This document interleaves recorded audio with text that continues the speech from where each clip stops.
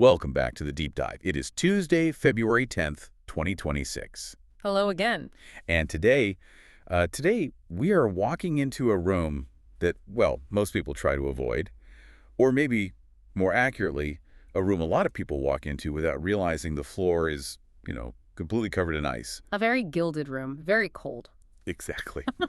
We're stepping right into the middle of Diplomats' Day in Moscow. Which is, yeah, if you're looking at the calendar, it's today. It's their professional holiday for the Russian Foreign Ministry, a day of a lot of tradition. I just want you to picture the scene for a second. Think shiny metals, very stiff collars, receptions in these enormous halls. Chandeliers that cost a fortune. Oh, absolutely. The Wow. air probably smells of expensive cologne and, I don't know, a little bit of fear. And right at the center of all of this is Sergey Lavrov, the foreign minister of the Russian Federation. A man who's been the face of their foreign policy for, over 2 decades now? He's a fixture. He's practically part of the furniture at the UN. He's outlasted so many world leaders, American presidents, British prime ministers, you name it. He really have. And on this particular day, a day that's supposed to be about honoring the art of negotiation, the art of preventing conflict, Lavrov sits down for this huge interview with NTV. We've got the full transcript right here. And I have to say, reading through it, it's a trip. It's a masterclass in something. It is, but I'm not entirely sure that something is diplomacy. It's a disorienting experience, and that's entirely by design. It really is, because what's so fascinating and frankly a little bit chilling is how he celebrates his own profession. He's not talking about peace treaties. No. He's not talking about trade deals or, cultural exchanges. He's sitting there in a very nice suit explaining in these very smooth, very articulate sentences why missiles are essentially the only real conversationalists left in the room. It's a remarkable irony, isn't it? Your job description theoretically is prevent war. That is the entire mandate of a foreign minister. But the actual performance of the job, what he's doing, is normalize war. He has become the world's leading salesman for the idea that, that invasion is actually just a misunderstood form of public administration. That is the perfect way to frame it, a misunderstood form of administration.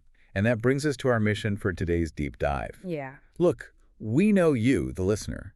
You're curious. You want to understand the mechanics of the world. And maybe, just maybe, you've heard Lavrov speak before. Oh, I'm sure most have. He speaks excellent English. He knows the idioms. He can make a joke. He does. He's witty. He references history. He'll quote poetry. And you might have caught yourself thinking, well, okay, I don't like the war, but maybe he has a point about NATO. Or, gosh, it's such a complex situation. And that reaction right there, that little moment of hesitation, that thought that maybe both sides have a point, that is exactly what we need to dismantle today, because that reaction is the product. That is what he is manufacturing in that interview. Okay, so here's the hard rule for this deep dive. We're completely rejecting the complex situation narrative. Throwing it out. We're looking at this through a very specific lens. We're using our mafia state structural analysis and the intelligence we have from FSB insiders about how this all started. And based on those sources, this is a war of aggression. Full stop. One aggressor, one victim. It's that simple. So we are not here to debate facts. We're not here to persuade you emotionally. We are here to map a pipeline. A pipeline, yes. I want you to think of Lavrov not as a diplomat, but as a launderer. A launderer. Okay, that's a strong image. Unpack that for us, because when I hear launderer, I'm thinking of, money, Breaking Bad, Ozark. And it's the same principle. Think about how a criminal syndicate works. You have the enforcers who generate the dirty money from extortion, violence, whatever it is. Right. Then you have the launderer. Their job is to take that dirty cash and run it through legitimate-looking businesses, a car wash, a restaurant, until it comes out the other side looking clean. The source is hidden. The crime is washed off the cash so you can spend it in the real world. Lavrov does the exact same thing, but his currency is violence. The Kremlin produces barbarism, they bomb hospitals, they run torture chambers, they steal land, they flood entire cities. That is the raw product. That is the dirty cash. Okay. Lavrov takes that product and runs it through a wash cycle of euphemisms. He calls it geopolitics. He calls it legitimate security concerns. He calls it multipolarity. And by the time it gets to the Western listener, to us. By the time it reaches you, the listener, the blood is gone. It's been washed clean. It just looks like a policy disagreement. It looks like a high-minded debate about the future of the international order. So if I'm at a dinner party and I repeat his framing, if I start talking about Russia's legitimate security interests, I'm not being neutral. Not at all. I'm actually becoming a distribution node for that laundered product. You've become part of the pipeline. You are, maybe without even realizing it, helping them cash out. You are helping them spend the political capital they gained through murder and destruction. So our mission today is to take this big interview he just gave and strip away all that laundering. We're going to use pattern recognition. We're going to identify the specific techniques, the linguistic tricks he uses to turn sadism into bland bureaucracy. And just a quick heads up on terminology before we dive in. Yeah. You are going to hear us use words like sadism and barbarism. Right. And we need to be really clear about this. We are not using them as emotional insults. We are not just shouting names. This is analytical. It's strictly an analytical label for the outcomes of the policies Lavrov is defending.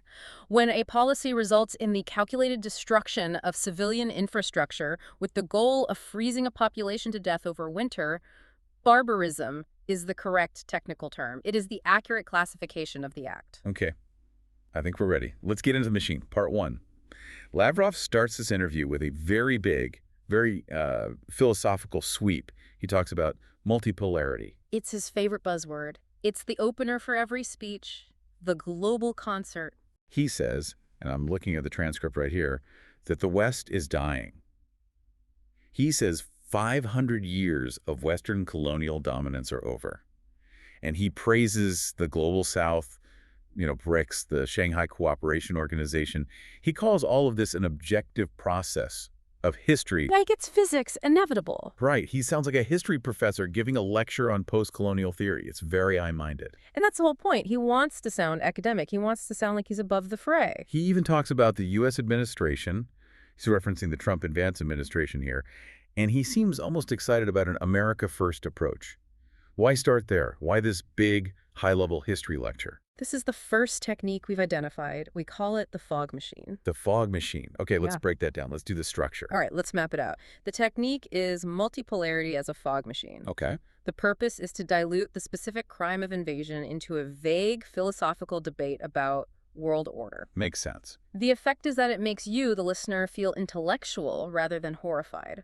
And what does it hide? It hides a simple, brutal act of imperial aggression. Okay, walk me through the psychology of that. How does talking about 500 years of history stop me from seeing the war for what it is? Okay, imagine this. You've just committed a very specific crime. Let's say you walked into your neighbor's house, you shot their dog, and you stole their television. Right. The police arrive. Now, if you talk about the dog and the TV, you're going to jail. It's a very clear, very specific crime. The evidence is right there. So what do you do instead? I deny it. I say it wasn't me. No, denial is too easy to disprove. The TV is in your living room. So instead, you change the frame. You start talking about the history of property rights in Western society. You're a kid. You talk about the sociological decline of the neighborhood over the last 50 years.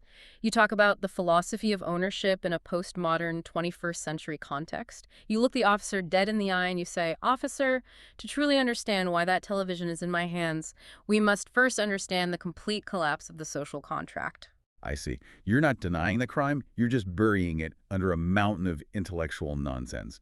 You confuse them or bore them into submission. Precisely. Lavrov uses multipolarity to zoom the camera out so far that you just can't see the bodies anymore. Wow. When he talks about 500 years of colonial dominance ending, he is trying to trigger a very specific response in the Western listener, especially the educated, maybe left-leaning listener. The one who's already critical of Western history. Exactly. He wants you to feel, well, intellectual. He wants you to nod along and say, yes, the West has been dominant for too long. Maybe a new balance of power would be good. Maybe we are too arrogant. And the second you're nodding along with that, the second you're deep in thought critiquing your own society, you're not thinking about the missile that hit that apartment block in Kharkiv this morning. Correct. You've been successfully distracted. He's made you feel sophisticated rather than horrified. It hides a very simple act of imperial aggression behind this big billowing curtain of historical arcs. It's like a bank robber, explaining that his robbery is actually a structural critique of the fiat currency system.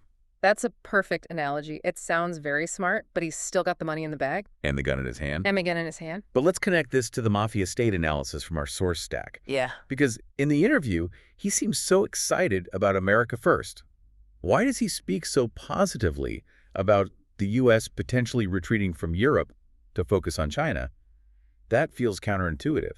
It only feels counterintuitive if you think of him as a traditional diplomat. Okay. If you listen to him as a statesman, it's confusing. Why would he want the U.S. to be isolationist? Doesn't that create instability? Diplomats are supposed to hate instability. Right. But if you use the mafia model, the world isn't governed by laws or treaties, it's governed by turf, by spheres of influence. The neighborhood. The neighborhood. The Don controls his turf, the other Don controls his. Lavrov loves the America First rhetoric, not because he cares one bit about American prosperity. He loves it because it implies a transaction. It implies a world of deals between strongmen. A deal where the U.S. stops being the cop on the beat in his neighborhood. Exactly. If the U.S. is focused on itself or on China, it implies they might stop policing Lavrov's neighborhood. And by neighborhood, we mean Ukraine. We mean Ukraine, the Baltics, Eastern Europe, Central Asia, all the places they consider their near abroad. He hears America First, and he translates it as, the Don from across the ocean is finally staying on his side of town. So if the police stop patrolling the streets, The local mob boss, the Kremlin, can go back to extorting the shopkeepers without any interference. so he sees it as a green light, a business opportunity. He sees it as an opportunity to expand the racket.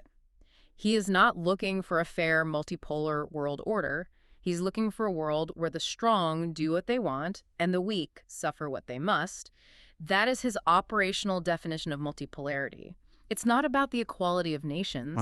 It's about a few big bosses getting together to carve up the map. So when he says the objective process of history, what he really means is the process where we get to eat our neighbors because nobody is big enough to stop us. That is the subtext, yes. It's the freedom to prey on the weak, rebranded as historical destiny. Okay, let's move to part 2. This is another theme that comes up in every single Lavrov speech, and it's all over this interview. The root causes. Ah, the elastic phrase. He insists over and over that we have to look at the root causes of the war. He brings up NATO expansion. He talks about the rights of Russian speakers. And he is absolutely adamant that the war didn't start in 2022. He says it started with what he calls the coup in 2014. This is his second major technique. We call it reversing causality. Reversing causality. Okay, let's do the breakdown. Okay. The technique is using root causes as an elastic phrase. Elastic, I like that. Its purpose is to make the victim responsible for the crime. Simple enough. The effect is that it makes the listener ask, well, did we provoke them? Instead of asking, why are they killing civilians? And what does it hide? It hides what we call the gangster logic of 2014. Walk us through the psychology here.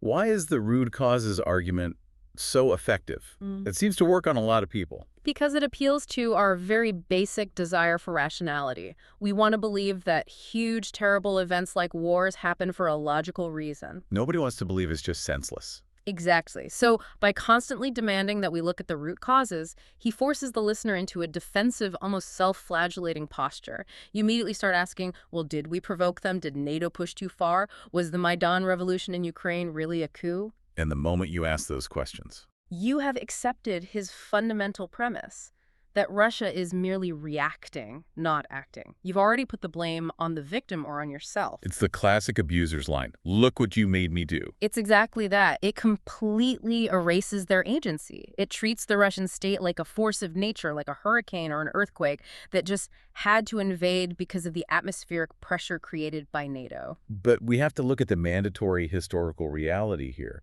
We need to look at the arc that our intelligence sources, the FSB insider material, provides. We do, because Lavrov says 2014 was a Western-backed coup against a legitimate president, and that the people of Crimea and Donbass just spontaneously rose up in protest. Yeah. A lie. A functional, provable lie. The war did begin in 2014, but not the way he says it did. It began with the illegal annexation of Crimea. And our analysis describes this as gangster logic. Let's spell that out. It is pure gangster logic. Let's break down 2014 properly, based on our sources. The Kremlin saw a moment of weakness and chaos in Ukraine after the revolution. The government was in flux. Yeah. So they moved in. They stole a piece of territory, Crimea. That is the initial theft. That's the original sin of this entire war. Then, to cover their tracks and to keep Ukraine permanently unstable, they instigated chaos in the east. In the Donbass region. In the Donbass. And our sources are absolutely critical on this point. The so-called rebels and separatists in 2014 were led, organized, armed, and in many cases staffed by the FSB and Russian special forces. The famous little green man. The little green men, the soldiers without insignia who Putin first denied were Russian and then later admitted they were. It wasn't some organic local uprising. This is all staged. It was an orchestrated facade, a carefully managed piece of political theater, just with real guns and real casualties. So, to use the gangster analogy again, Russia steals the wallet, that's Crimea. Right. Then, for 8 years, Ukraine tries to get its act together. They try to build up their police force. They try to get strong enough to maybe one day press their claim to get the wallet back, or at the very least, stop the thief from coming back and taking the whole house. And that is what Lavrov and Putin call aggression from Ukraine. Precisely. When Ukraine started getting stronger, when it looked like they might actually become a successful, stable democracy on Russia's border, Putin attacked in 2022. That wasn't a preemptive strike against some imminent threat. No. It was a robber kicking down the door and shooting the homeowner because the homeowner was on the phone trying to buy a security system. That puts the term he uses, SVO, the special military operation, into a completely different light. It's not just a euphemism, is it? It's a legal fiction. It's more than a euphemism. It's a denial of reality. The term special military operation implies police action. It implies you have jurisdiction. You conduct a police operation in your own territory. Exactly. By using that specific term, he is linguistically annexing Ukraine before the first tank has even crossed the border. He's saying this is an internal matter. We are just disciplining a rebellious province that has always belonged to us. And if you as an observer repeat that term, or even if you just soften it and call it the Ukraine crisis instead of the Russian invasion, you are helping him. You are validating that claim of jurisdiction. You are laundering the act of aggression into a simple administrative problem. You are accepting his frame that Ukraine belongs to him. this leads perfectly into part 3, because if you're going to claim jurisdiction, if you're going to claim you own the place, you need some kind of mandate. And Lavrov talks a lot in this interview about the will of the people. The ritual incantation. He says Russia must respect the will of the people living on these captured Ukrainian lands. He claims these people rejected the neo-Nazis in Kiev. He makes it sound so democratic, so noble, like he's just a public servant dutifully listening to his constituents. This is, I think, one of the most cynical techniques in the entire playbook. It's truly breathtaking. Okay, let's break it down. The technique is the will of the people as a ritual incantation. Right. Its purpose is to rebrand armed seizure and military occupation as a democratic choice. The effect is that it hijacks Western democratic values voting, self-determination, to justify authoritarian conquest. And what it hides is the machinery of violence that makes it all possible. It's literally using the language of freedom to sell slavery. That's precisely what it is. But we have to check the receipts here. We have to look at the reality on the ground. This is where we have to apply those analytical labels of sadism and barbarism. What does the will of the people actually look like in a city like Mariupol? I mean, from what we've seen in satellite photos, it looks like rubble. It looks like the surface of the moon. It looks like a city that was systematically leveled. It looks like tens of thousands of civilians dead in the basements of bombed-out buildings. It looks like filtration camps where people are stripped, searched, interrogated, and disappeared if they have the wrong tattoo or the wrong contacts on their phone. So when Lavrov talks about the people on these lands, our assessment, and the assessment of every independent observer, is that the people he's talking about are largely gone. gone where? They were killed, or they fled as refugees, or they were forcibly deported to Russia. The ones who remain are living under the barrel of a gun. You cannot claim to represent the democratic will of a population that you have systematically displaced and destroyed. You can't have a will of the people when you've gotten rid of the people. You can't. And this connects directly back to the mafia state source material on how elections work inside Russia. Okay. In Russia, elections are a ritual. They are not a mechanism for changing power. Power never changes hands. The vote isn't a choice. It's a performance of loyalty to the boss. I see. So when they hold these referendums in occupied Kherson or Zaporizhia, it is the exact same ritual. It is meaningless political theater performed at gunpoint. It is the mob boss walking into a shopkeeper's store and asking, "So, you want to pay for our protection this month, right?" While his enforcer stands by the door holding a baseball bat. The answer is always going to be yes, but it's not a choice. It is not a choice. Speaking of Kherson, I want to bring up one specific event that our analysis highlighted as a signature example of this barbarism you're talking about, the flooding of the region. Yes. The destruction of Kakhovka Dam. A critical event. Lavrov sits there and talks about protecting these people, But we all watched as the Russian military blew up a massive dam, flooding the very homes of the people they claimed to be liberating. That event is so important to understanding the core mindset of this operation. Our assessment is that this was not an accident. It was not collateral damage.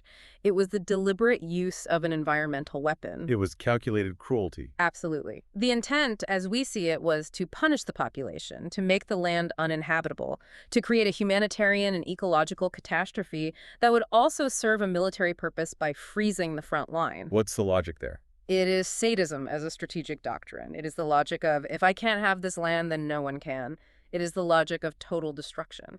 And Sergey Lavrov, he gets on television and just calls it a complex situation. And yet, in the very same interview, he sits in that studio, adjusts his glasses, and starts talking about human rights and the UN Charter, which brings us perfectly to part 4. Weaponized human rights and what you call the rusophobia shield. This is the culture shield, or as I sometimes call it, the Pushkin shield. The Pushkin shield. I like that. Let's break it down. Okay. The technique is the culture shield. Right. The purpose is to hide the torture chamber behind the ballet. That's a powerful image. The effect is that it makes the West look petty and culturally intolerant. And what it hides is the systematic eradication of Ukrainian identity. He complains constantly about the banning of the Russian language. He talks about Pushkin, Lermontov, Dostoevsky. He frames it as if the West and Ukraine are just being, well, culturally intolerant. Like we're the real barbarians for taking down a statue of a poet. It's a brilliant and deeply cynical distraction. He is literally hiding the torture chamber behind the ballet. He wants you to think about the high culture of Russia, which is real and beautiful, no one denies that, so that you don't look at the base violence of the current Russian state. It puts the West on the defensive. It makes us look petty. Oh, why are you banning a language? Why are you canceling a composer? Exactly. But we have to look at why Ukraine is rejecting elements of Russian culture right now. It is not prejudice. Our analysis is that this is not rusophobia. It's a survival response. Explain what you mean by a survival response. Look, when a tank rolls into your village flying the flag of Pushkin's country, and the soldier who occupies your home quotes Russian poetry while his comrades are looting the house next door, you stop seeing that culture as neutral art. You see it as the software of the invader. You see it as the soundtrack to your own destruction. The rejection of Russian state-sponsored culture in Ukraine is a direct, predictable, and rational result of Russian state violence. Lavrov is complaining about the smoke while he's holding the flamethrower. And the term rusophobia itself, we need to define this really clearly for the listener, because he uses it constantly. It's his ultimate shield. We do, and this is mandatory. In the Kremlin's dictionary, Russophobia does not mean a hatred of Russian people. It is a rhetorical weapon.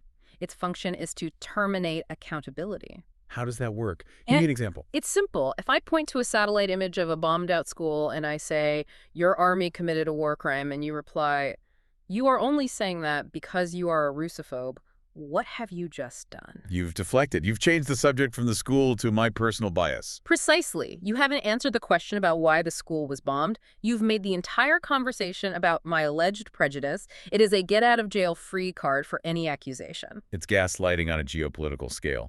You're not mad about the murder. You're just prejudiced against the murderer's nationality. That's it. And the dark, bitter irony is Lavrov sitting there citing the UN Charter. The absolute core tenet of the UN Charter is sovereignty, borders. You cannot invade your neighbor. It's Article 2. It's the whole point of the organization, and Russia has fundamentally violated the most basic, most important article of the Charter. For him to then cite the subclauses about cultural rights, while his army is actively erasing the borders defined by that very same charter is, well, it's the definition of bad faith diplomacy. And then just when you think he's sticking to this highbrow pseudo-legal script, he takes this wild detour. He starts talking about Jeffrey Epstein and Satanism in the West. The Satanism pivot. It's a classic. Let's break that down because it feels so out of place. The technique is conspiracy theater. Oh. The purpose is contamination. To make your opponent seem not just wrong, but morally repulsive and evil. Right. The effect is that it switches the entire genre of the conflict from a political one to a spiritual, almost cosmic one. And what it hides is the complete lack of any rational arguments for their actions. I mean, seriously. He's the foreign minister of a nuclear power. He's on TV for Diplomats' Day, and he's talking about Epstein and implying the West is run by Satanists. Why it feels so Undiplomatic. It feels desperate. It is profoundly undiplomatic, but it's also highly effective propaganda for a specific audience. The purpose, as I said, is contamination. Contamination. Explain that term. He knows he can't win the argument on policy. He can't defend the invasion on legal or moral grounds. So he tries to make his opponent look so disgusting, so morally repulsive, that the facts of the war no longer matter. I see. If he can convince his domestic audience and the fringe elements in the West that the U.S. government is run by a cabal of satanic pedophiles, then it doesn't matter if Russia invaded Ukraine, because you're not fighting a country over territory anymore. You're fighting evil itself. You've switched the genre of the movie. We're not in a war film anymore. We're in a cosmic horror film. Exactly. And in a cosmic battle against Satan, any level of violence is justified. It becomes a holy crusade. It is the ultimate permission structure for barbarism. But, and this is important, it's also a tell. A tell, like in Joker. Yes, a real diplomat, even a cynical one, discusses policy. They discuss treaties, interests, borders. When a high-ranking official from a major power starts ranting about Satanism, it is a public admission that they have run out of rational arguments. They're scraping the bottom of the barrel. They're at the absolute bottom of the rhetorical barrel, trying to rally their most extreme base. It shows they have nothing else left. It is the rhetoric of a cornered regime. So we have the fog machine, the reversal of causality, the ritual of the people, and the Satanism pivot. But underneath all of this, beneath all the suits and the poetry and the conspiracy theories, there is a very simple, very cold threat. Part 5. Force as the only language. This is where the mask doesn't just slip. He takes up and shows you what's underneath.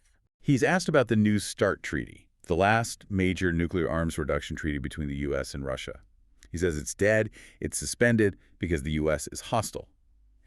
And then he quotes a famous old Russian line, "Our main allies are the Army and the Navy." A classic quote from Tsar Alexander III. And he follows it up with an explicit threat of unacceptable consequences if the West tries to defeat Russia on the battlefield. And unacceptable consequences is the universally understood diplomatic code for nuclear war. Right. It's not subtle. It's a direct threat. And it reveals the core truth of the entire regime. This is the final technique. Let's lay it out. The technique is simply the mask slips. Okay. The purpose is intimidation. The effect is fear.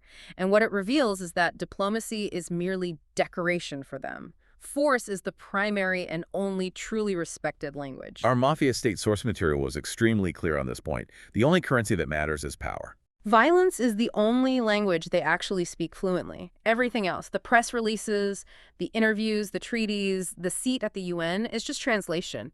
It's noise designed to confuse and delay the outside world. So when Lavrov says our main allies are the Army and the Navy, what is he really saying? He is admitting that Russia is fundamentally alone. They don't have allies based on shared values. They don't have real friends in the international community. They have temporary partners of convenience. They have subjects they dominate, and they have enemies. That's it. And they have weapons. And they have weapons. This whole segment is about pure intimidation. The purpose is to create fear. He wants the listener, you, me, the decision makers in Washington, Berlin, London, to be afraid. Because if we are afraid, we might hesitate. We might back down. We might just give him what he wants to make the threat stop. And we have to emphasize Putin's central role in all of this. Yeah. Lavrov is the mouthpiece, but our Mafia state analysis is very clear about where the decision center is. Putin is the dawn. He is the system. The absolute staggering senselessness of this bloodshed, the hundreds of thousands of lives lost on both sides, including countless Russian lives, all of that rests on one man's decision, his obsession with his own power, and his twisted view of history. And Lavrov's job. Lavrov's job is just to make that personal, obsessive quest for legacy look like a rational national strategy. He's the press secretary for the Dawn. Which brings us to our final section before the verdict, Part 6.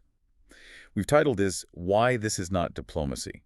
Because words matter. Definitions matter. They do, and we have to reclaim the word diplomacy from people who abuse it. Lavrov has the title. He has the fancy office. He flies to the UN. But what he's doing in this interview and what he's been doing for years, is it actually diplomacy? No, it is not. True diplomacy exists for one primary reason: to prevent war. It requires compromise. It requires a shared fact-based reality.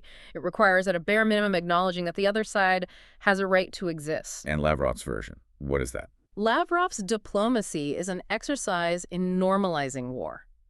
He is, to go back to our main analogy, trying to cash out the stolen goods. Deja vu. Think about the bank robber one last time. He's inside the bank, he's got the money in the bag, and he shot the security guard.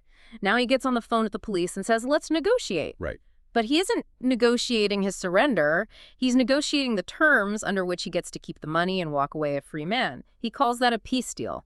But it isn't peace. It's just a successful heist. And when he talks, as he does in this interview, about negotiations based on realities on the ground, that's what he means. I get to keep what I stole. Exactly. Realities on the ground is a cynical euphemism for where my tanks are currently parked. This is not a negotiation. It is a demand for capitulation disguised as a peace process. In the mafia logic, obedience replaces legality. They don't want Ukraine to agree to terms. They want Ukraine to obey. So we've stripped it all down. We've looked at the fog machine, the lies, the threats, the linguistic traps. Let's put it all together. What is the final verdict? The analytical verdict, based on the patterns in this text and our wider analysis, is definitive. Everything Sergey Lavrov said in that NTV interview, every historical reference, every complaint about NATO, every philosophical musing function as either a lie or a euphemism. There was no truth content. Zero. It was purely role performance. He is not, as the Russian state media loves to call him, a diplomat from God. He is a well-spoken, highly intelligent, bureaucratic cog in a machine of industrial-scale sadism. We mentioned at the start that we would use a historical analogy, and we want to be careful with this one. Joachim von Ribbentrop. Yes, and again, this is strictly a role analogy. We are not making a direct one-to-one comparison of regimes, but of the function of a specific role within an aggressor state. Okay. Ribbentrop was the foreign minister of Nazi Germany. He was refined, he was well-traveled, he spoke multiple languages, and his job was to buy time for Hitler's army and to explain to the world, in polite diplomatic language, why German aggression was actually a necessary act of self-defense. He was the launderer. He was the launderer. He put a polite, sophisticated face on barbarism. But history did not judge him by his tailored suits or his diplomatic credentials.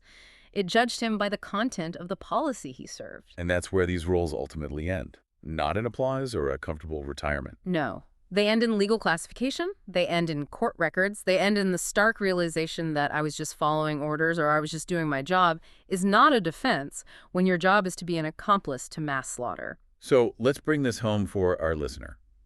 The learner, the realist, the person who just wants to understand what's going on. What does all this mean for you? It means you are the target. You are the battlefield. Lavrov isn't really talking to the NTV audience in Russia. They are already converted or they've been silenced. He is talking to you. He wants you to pick up his words and carry them for him. He wants you to be the one at the coffee shop saying SVO. He wants you to be the one who says, well, you have to consider Russia's legitimate security concerns. He wants you to repeat that NATO expansion caused this. And if you do that, if you accept and repeat his language, even just to sound thoughtful or balanced, you are helping him launder the barbarism. You are, without meaning to, helping him scrub the blood off the floor of the torture chamber so he can present it to the world as a clean, respectable room. Don't be a volunteer in the pipeline? Exactly. Don't be a distribution node. When you hear him say multipolarity, you need to see the bomb crater. When you hear him say will of the people, you need to see the filtration camp. And when you hear him scream rusophobia, you need to see the deflection for what it is. Stay critical. Watch the language. Because in this war, as we've seen, the words are just as dangerous as the missiles. And please remember, the truth is not always somewhere in the middle. Sometimes the truth is just the truth, and a lie, no matter how elegantly it's dressed up, is just a lie. That's it for this deep dive. We'll see you next time. Stay safe and stay awake.